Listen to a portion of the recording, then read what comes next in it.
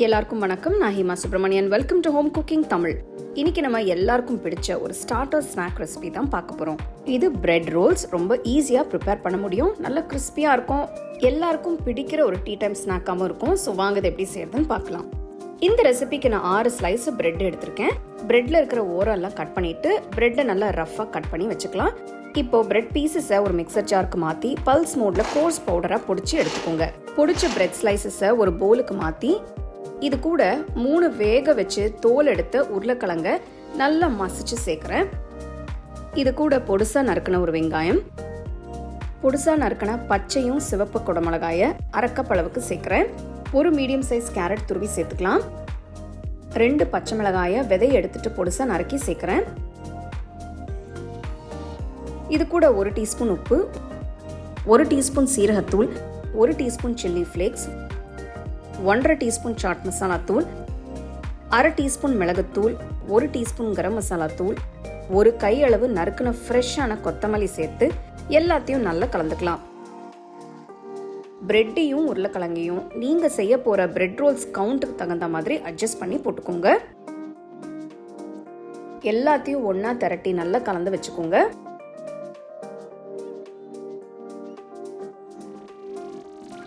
உள்ளங்கையில கொஞ்சமா எண்ணெய் தடவி கொஞ்சம் கொஞ்சமா பிரெட் கலவை எடுத்து நீல வாக்கு ஷேப்ல பண்ணி வைங்க.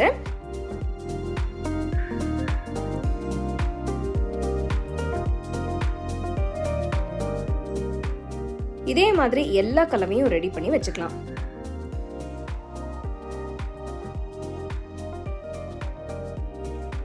ஒரு பவுல்ல 3 டீஸ்பூன் சோளமாவு எடுத்து கொஞ்சமா தண்ணி ஊத்தி கரைச்சுக்கலாம். ரொம்பவும் தண்ணியா இல்லாம ரொம்பவும் திக்கா இல்லாம கரைச்சுக்கோங்க. ஒரு பிளேட்ல பிரெட் கிரம்ஸை நான் ஸ்ப்ரெட் பண்ணி வைக்கிறேன்.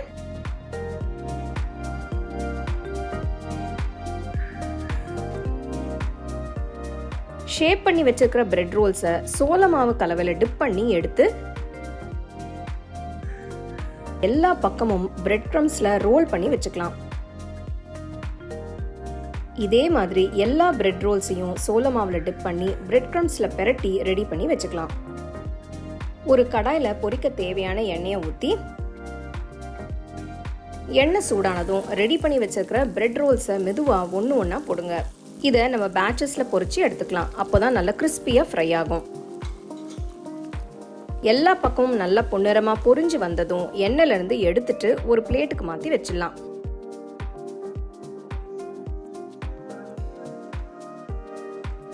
இந்த பிரெட் ரோல்ஸை சூடா நீங்க மேயோனைஸ் இல்லனா புதினா சட்னி இல்லனா டொமேட்டோ கெச்சப் வச்சு சர்வ் பண்ணலாம். ஒரு நல்ல ஸ்டார்டர், செய்யறதுக்கும் ரொம்ப ஈஸி. சட்டுன்னு சீக்கிரமா செஞ்சிடலாம். கண்டிப்பா ட்ரை பண்ணி பாருங்க.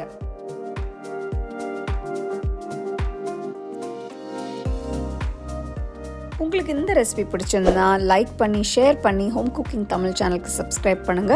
மறக்காம பெல் ஐகானை கிளிக் பண்ணுங்க.